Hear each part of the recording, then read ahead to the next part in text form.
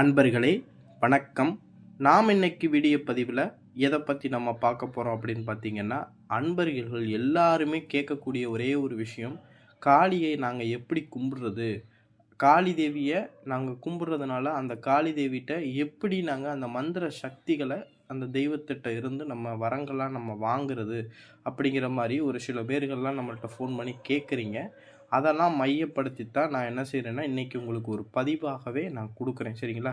இந்த காளியுடைய வழிபாடு எல்லாருமே வழிபடக்கூடிய ஒரு வகையில் இருக்கக்கூடிய ஒரு எளிமையான ஒரு பூஜை முறை. சரிங்களா? இந்த பூஜை முறையை பண்ணி எப்பேற்பட்டவங்களாக இருந்தாலும் நம்ம காளி தேவியினுடைய அருளால் நம்ம அவங்கள்ட்ட இருந்து நம்ம என்ன செய்ய முடியும், வரங்களை நம்ம வரமாக வாங்க முடியும். எப்பேற்பட்ட பிரச்சனையாக இருந்தாலும் சரி, இல்லை உங்களுக்கு செய்வன பிரச்சனையினால் பாதிப்பாக இருக்கீங்களா, இல்லை ஏவல் பிரச்சனையினால் பாதிப்பாக இருக்கீங்களா, இல்லை கடன் பிரச்சனையினால் நீங்கள் பாதிப்பாக இருக்கீங்களா, இல்லை எதிரிகள் பிரச்சனையினால் நீங்கள் துன்பப்படுறீங்களா, எந்த பிரச்சனையாக இருந்தாலும் இந்த பூஜையை 21 நாள் உங்களுடைய வீட்டில் காளி தேவியை நினச்சி நீங்கள் பூஜை பண்ணிக்கிட்டு அந்த தெய்வத்திட்ட இருந்து அந்த பிரச்சனைக்கு தீரக்கூடிய விஷயத்த வரமாக நம்ம வாங்கிக்கிற முடியும். சரிங்களா?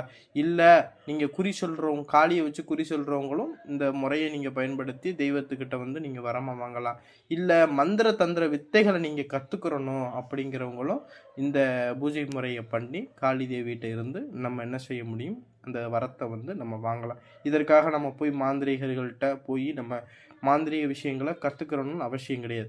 காளியவே குருவாக நினச்சி இந்த பூஜை முறையை நீங்கள் பண்ணி அந்த தெய்வத்திட்ட இருந்து பற்பல மந்திர சக்திகளை நீங்கள் வரமாக அந்த தெய்வத்திட்ட இருந்து வாங்கி நீங்கள் காளியை நீங்கள் வணங்க முடியும். சரிங்களா? காளியை வணங்கக்கூடிய எல்லாருமே இந்த பதிவை கட்டாயமே பாருங்கள்.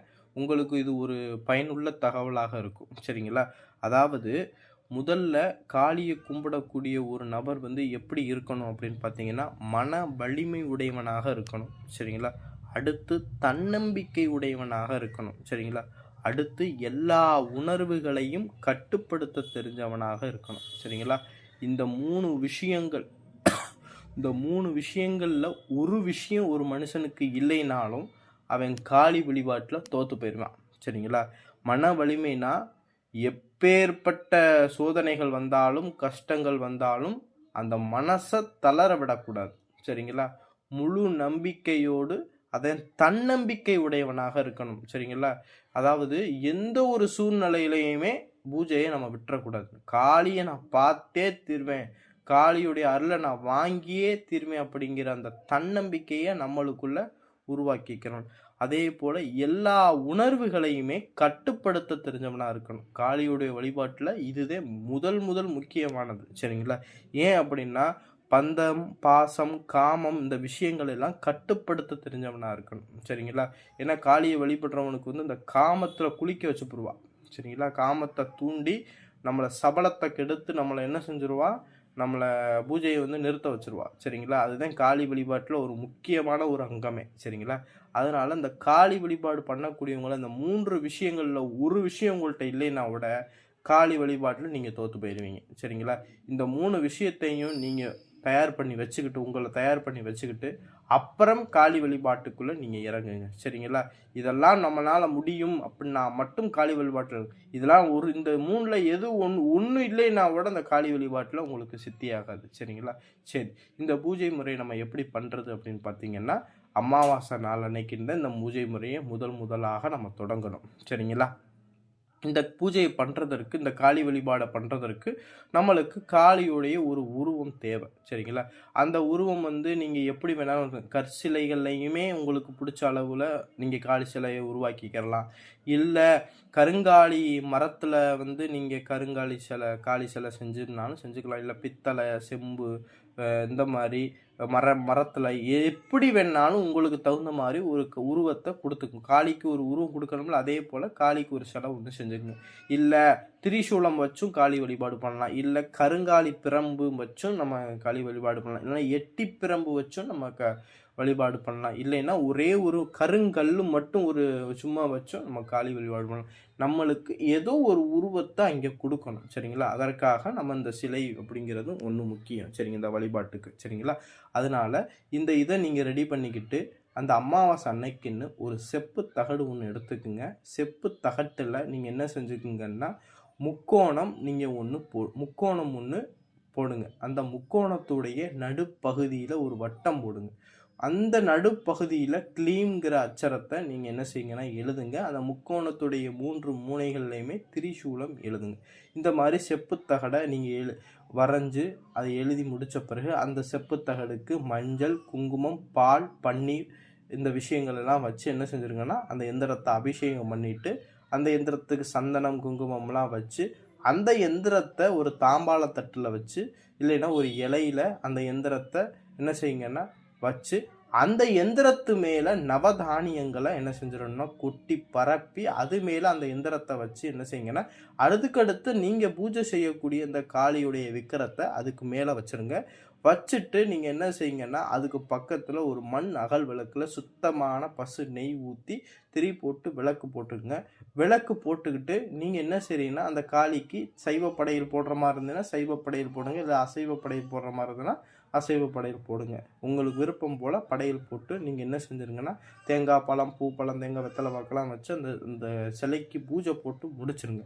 பூஜை போட்டு முடித்த பிறகு நான் ஸ்க்ரீனில் கொடுத்துருக்கக்கூடிய மந்திரத்தை நீங்கள் என்ன செய்யணும்னா மனசை ஒருநிலைப்படுத்தி நீ தான் எனக்கு குரு, எல்லாமே நீ தான் எனக்கு, நீ தான் வழிகாட்டணும்னு சொல்லிட்டு நீங்கள் எந்த விஷயத்தை நீங்கள் வேண்டிகிட்ட காளிகிட்ட வரம் கேட்க விரும்புகிறீங்களோ அந்த விஷயத்த மனசுக்குள்ளே காளிகிட்ட கேட்டுக்கிட்டு நீங்கள் என்ன செய்றீங்கன்னா இந்த மந்திரத்தை நீங்கள் ஒரு நாளைக்கு 1008 வீதம் மொத்தம் 21 நாட்களுக்கு பூஜை பண்ணணும். சரிங்களா? இந்த பூஜையை பார்த்தீங்கன்னா இரவு நேரத்தில் தான் பண்ணணும், 10 மணிக்கு மேலாக தான் பண்ணணும். சரிங்களா? எத்தனை மணிக்கு நீங்கள் முதல் நாள் ஆரம்பிக்கிறீங்களோ அதே டயத்துக்கு கரெக்டாக அதே டயத்துக்கு நீங்கள் பூஜையை ஆரம்பிக்கணும். சரிங்களா? ஒரு நாள் 10 மணிக்கு முன்னே ஆரம்பிக்கிறது, ஒரு நாள் 12 மணிக்கு ஆரம்பிக்கிறது, இந்த மாதிரி செய்யக்கூடாது. சரிங்களா? டைமிங் முக்கியம். சரிங்களா? முதல் நாள் மட்டும் நீங்கள் விமர்சனையாக படையல் போட்டு தேங்காய் பழம், பூ பழம், தேங்காய் வச்சு கும்பிடலாம். மற்ற நாளுகள்லாம் ஒரே ஒரு டம்ளர் தண்ணி மட்டும் வச்சுக்கிட்டு நீங்கள் இந்த மந்திரத்தை நீங்கள் ஜபம் பண்ணி வணங்கி வரலாம். கடைசி நாளும் உங்களுக்கு காளி கனவுலையோ இல்லை அசரீதியாகவோ இல்லை உங்களுக்கு அவளுடைய கர்ம வினையை பொறுத்து நேரடியாகவோ இல்லை எப்படி இருந்தால் முக்காவாசி பேர்களுக்கு வந்து கனவுல தான் ஏதாவது எலும்புச்சம்பளம், விபூதி இந்த மாதிரி விஷயங்களை காளி உங்களுக்கு கொடுத்துட்டு போயிடும். இந்த மாதிரி கையில் உங்களுக்கு ஏதாவது ஒரு பெண்கள் வந்து கொடுத்துட்டு போகிற மாதிரி வந்துட்டாவே காளி உங்களுக்கு சித்தி ஆயிருச்சு, காளி நீங்கள் கேட்ட வரத்தை கொடுத்துருச்சு அப்படின்னு அர்த்தம். அப்போனா நீங்கள் நினச்சிருந்த காரியம் உங்களுக்கு கிடச்சிருச்சு, வரமாக கிடச்சிருச்சு அப்படின்னு சொல்லிட்டு இந்த மாதிரி நம்ம காளிகிட்ட நம்ம என்ன செய்ய முடியும்னா வரம் வாங்க முடியும். இது எல்லா பிரச்சனைக்குமே நம்ம இந்த விஷயத்தை பயன்படுத்தி நம்ம காளிகிட்ட நம்ம என்ன செய்ய முடியும், நம்மளுடைய வேண்டுதலை வரமாக வாங்க முடியும். சரிங்களா? இதை எல்லா மக்களுமே பண்ணுங்க. இவங்க தான் பண்ணணும், அவங்க தான் பண்ணணும் அப்படிங்கிற அவசியமே கிடையாது. காளியை கும்பிடக்கூடிய எல்லாருமே இந்த பதிவை பார்த்து வணங்கிங்க. இந்த விக்கிரகத்தை நீங்கள் எப்போவுமே நீங்கள் வச்சு வழிபடலாம். சரிங்களா? எப்போவுமே வச்சு நீங்கள் வழிபட்டீங்க அப்படின்னா அந்த காளி தேவி அந்த விக்கிரகத்தில் இருந்து உங்களுக்கு அருள் பாலிப்பா. சரிங்களா?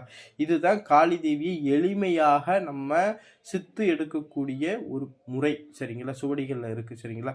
இந்த முறையை நீங்கள் பார்த்தீங்கன்னா வீட்டுகளில் பாமர மக்கள் எல்லாருமே வீட்டுகளில் இருக்கக்கூடியவங்க சைவ முறையில் பண்ணுங்கள்.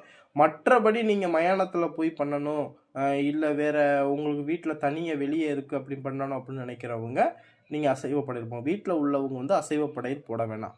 வெறுமனேன்னு நீங்கள் ஒரு சைவ படையலே போட்டு பழங்கள் இந்த மாதிரி இதெல்லாம் வாங்கி வச்சு படையல் போடுங்க. சரிங்களா? இதுதான் எளிமையாக காளியை வழிபடக்கூடிய ஒரு சூட்சம ரகசியம். சரிங்களா? இந்த வழிபாட்டில் ஏதாவது சந்தேகங்கள் இருந்துச்சு அப்படின்னா நம்மள்கிட்ட வந்து வாட்ஸ்அப்பில் கேட்டுக்கலாம்.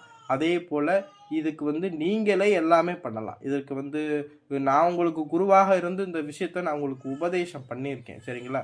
இந்த முறையை நீங்கள் கட்டாயம் இதெல்லாம் பண்ணி அந்த தெய்வத்திட்ட நீங்கள் கண்டிப்பாக அந்த வரத்தை வாங்கலாம். சரிங்களா? இந்த வீடியோ பதிவு பிடிச்சிருந்துச்சு அப்படின்னா நம்மளுடைய சிவருத்ர மகாகாளி அருள்வாக்குப்பீடம் சேனலை வந்து சப்ஸ்கிரைப் பண்ணாதவங்க சப்ஸ்கிரைப் பண்ணிக்கிங்க. நன்றி, வணக்கம்.